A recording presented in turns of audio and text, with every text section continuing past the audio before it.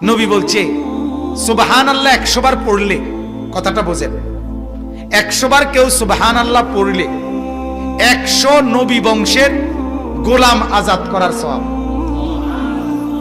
আলহামদুলিল্লাহ 100 বার পড়লে আল্লাহর নবী বলেন 100 ঘোড়া আল্লাহর রাস্তায় যুদ্ধের জন্য দান করার সওয়াব।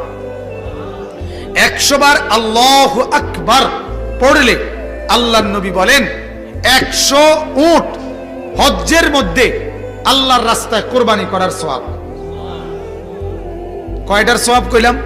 সুবহানাল্লাহ, আলহামদুলিল্লাহ, আল্লাহু আকবার।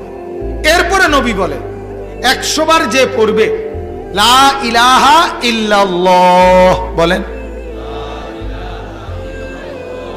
আবার বলেন,